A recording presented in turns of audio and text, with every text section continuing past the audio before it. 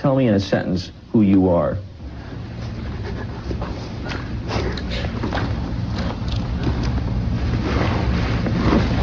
Nobody. I'm nobody. Hoje a Liga te conta uma história que talvez você nem conheça, ou conheça em partes. A história de Charles Manson, um cara que foi condenado à prisão perpétua por causa de uma série de assassinatos escabrosos e cruéis. O que pouca gente sabe, no entanto, é que esse cara jamais cometeu um homicídio diretamente.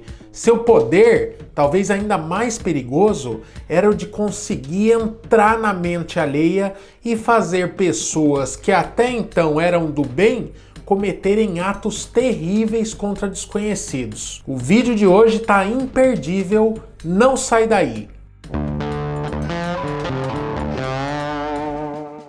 Fala galera, eu sou o Maicon e essa aqui é a Liga dos Curiosos que chegou a 100 mil inscritos.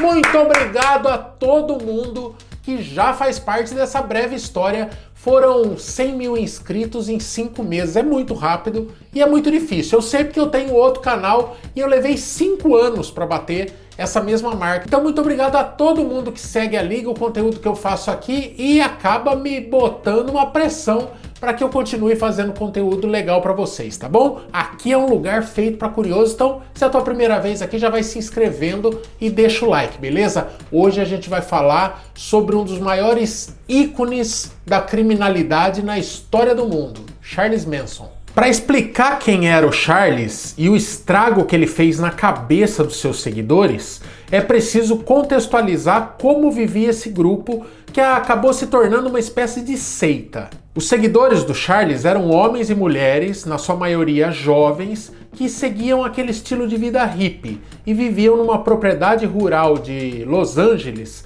onde antigamente eram gravados filmes lá de Hollywood. Eles viviam naquele esquema de paz e amor, com livre acesso às drogas e basicamente virando as costas para o sistema que na época estava promovendo a guerra contra o Vietnã. Eles lutavam contra aquele estilo de vida americano que eles condenavam e lutavam até então de forma pacífica contra isso, né? O Rancho Spahn, que era o nome dessa propriedade, era o lar da chamada família Manson, que era formada por pessoas que viam o Manson como uma espécie de messias a ser seguido. A vida do Charles era toda errada desde a infância. A sua mãe teve ele quando tinha 16 anos.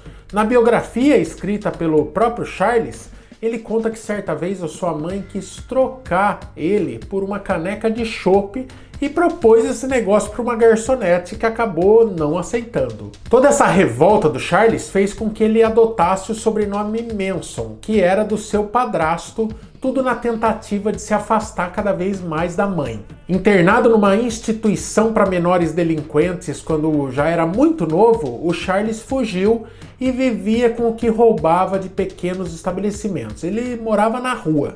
Entre as várias detenções e prisões, ele conheceu na cadeia sua primeira esposa. Quando recebeu a liberdade condicional e voltou para as ruas, o Manson voltou a cometer crimes como roubos e o aliciamento à prostituição de uma menina de 16 anos. Quando ele deixou a prisão pela segunda vez, em 1967, o Charles já havia passado mais da metade dos seus 32 anos atrás das grades. Quando ganhou liberdade de novo, ele começou a percorrer as cidades recrutando as pessoas para o seu grupo, a maioria delas mulheres. A promessa dele para atrair esses jovens era bem simples: a criação de uma sociedade alternativa onde todos pudessem ser livres vivendo nos seus termos.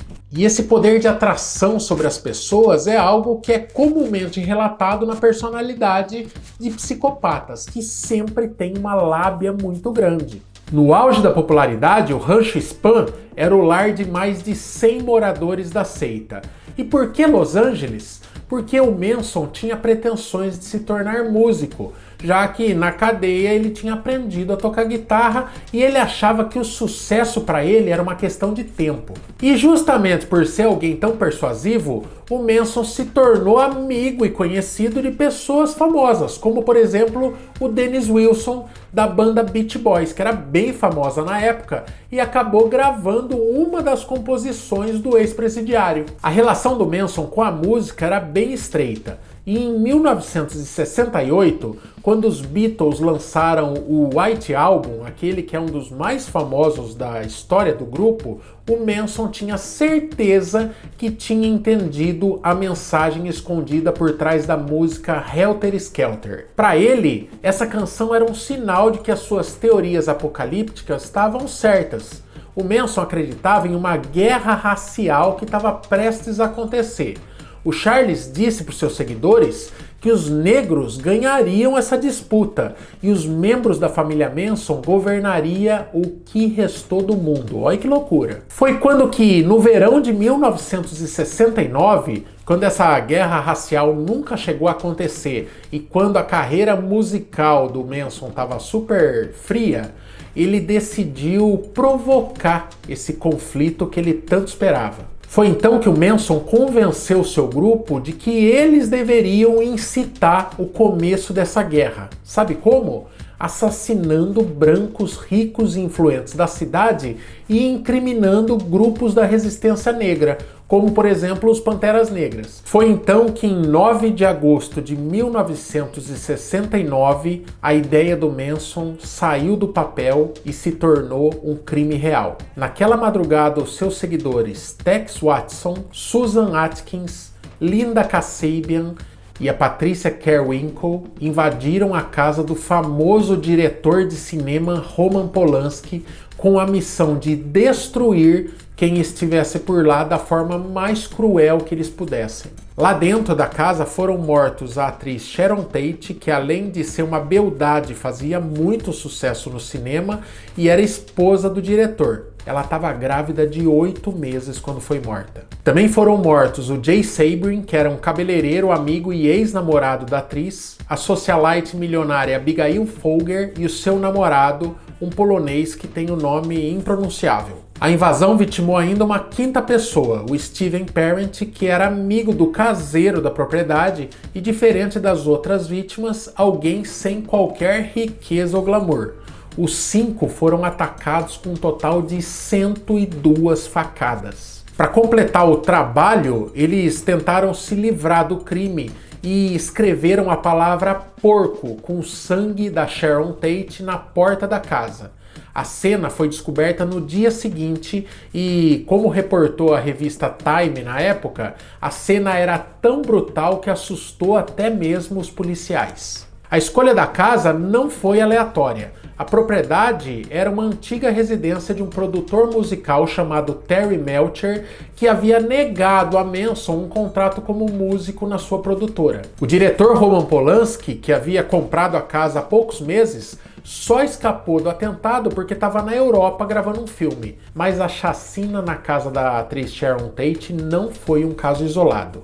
Em 10 de agosto de 1969, na noite seguinte aos primeiros assassinatos, Manson e 6 membros da família entraram em uma outra propriedade para dar continuidade ao plano. Dessa vez, o Manson se juntou ao grupo, porque, segundo testemunhos dados por seus cúmplices, ele achava que o crime praticado na véspera não tinha envolvido pânico suficiente, é mole? A família Manson dirigiu por vários bairros da região procurando possíveis vítimas, até que chegaram a uma casa onde haviam participado de uma festa um ano antes. A residência era do Leno LaBianca, o dono bem-sucedido de uma mercearia, e a sua esposa Rosemary. O casal foi atacado com 67 facadas e, obviamente, não resistiu. E todos os envolvidos no crime foram unânimes em afirmar nos depoimentos e também nos seus julgamentos que o Manson não foi responsável direto por uma facada sequer. Após a segunda chacina, os criminosos escreveram a palavra guerra com a ponta de uma faca no estômago de uma das vítimas. Nas paredes da sala de estar, eles escreveram ainda as frases morte aos porcos e levante-se. Já na porta da geladeira das vítimas foi escrito Helter Skelter, o nome da música dos Beatles que fez a cabeça do Charles explodir na época. As investigações das duas chacinas levaram meses para linkar os crimes à seita.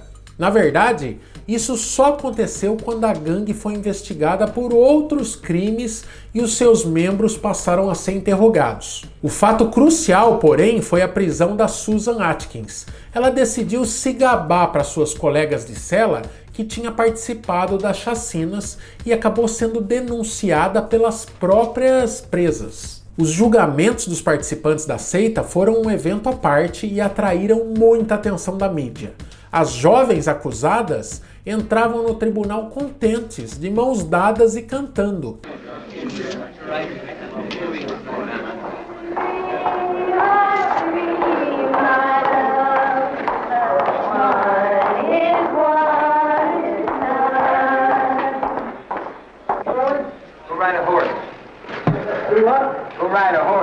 Anos depois, elas disseram que o Charles orientou que elas interpretassem para o público. A devoção pelo líder continuou, no entanto, mesmo após as condenações. No dia seguinte à sentença, a Leslie, a Patrícia e a Susan apareceram com as suas cabeças raspadas em protesto e em apoio ao Manson. Elas também tinham na testa o desenho da suástica, que era a marca do Manson. Super família o visual dele, né? Uma baita cara de loucaço. Embora o Charles não tivesse, vamos colocar assim, colocado a mão na massa, ele foi condenado à morte por incitar o grupo a praticar os crimes. Outros 4 integrantes da seita também receberam a pena de morte. No entanto, o veredito foi alterado um ano depois, após o fim dos julgamentos, em 1972, porque o estado da Califórnia baniu a pena de morte. Então, todas as penas de morte do grupo foram substituídas por prisões perpétuas. A Linda Kasabian, que teve envolvimento direto nos crimes, mas acabou delatando toda a ação do grupo, foi inocentada e serviu como testemunha de acusação durante os processos. Mas o reinado do Charles Manson não terminou com a sua prisão, porque ele era muito midiático e, além das histórias de criminosos sempre gerarem uma forma de fascínio no público e garantirem a audiência, o Manson fazia questão de dar entrevistas que questionavam os valores da sociedade americana. E esse discurso do Manson acabava botando algumas pessoas para pensar e transformaram o cara num ícone pop. So I went through all that and I seen that was a bigger prison than the one I just got out of, and I really didn't care to go back to prison. See, prison doesn't begin and end at the gate. Prison is in the mind. It's locked in one world that's dead and dying, or it's open to a world that's free and alive. Tanto que é comum ver pessoas tidas como normais usando, por exemplo, camisetas com a cara dele até hoje. O Charles ainda motivou uma infinidade de letras de músicas e até obras de cinema, documentários. O mais recente filme do diretor Quentin Tarantino, por exemplo, que chama-se Era Uma Vez em Hollywood, conta de forma meio indireta a história da família Manson. Só que nesse filme o diretor tomou a liberdade de mudar o final da história, fazendo com que os criminosos levassem a pior. O Charles Manson morreu em 2017 em um hospital da Califórnia. Ele já havia tido problemas no intestino meses antes. Antes de ser socorrido para o hospital, ele já estava preso na mesma instituição, na mesma penitenciária, há 40 anos. E lá ele passaria o resto da vida, não importa o quanto ele durasse. Foi tarde, demorou, vai de retro Satanás descansar no colo do capeta. Mas me coloca aí nos comentários se você conhecia a história do Charles. E passe esse vídeo adiante se você achou interessante de qualquer forma, beleza? A Liga tem um monte de conteúdo legal e interessante para você que é curioso. Assiste os nossos outros vídeos e vai deixando o like. A maratona tá liberada aqui no canal, beleza? Muito obrigado de novo pelos 100 mil inscritos. rumo a 1 milhão, por que não? Valeu, tchau!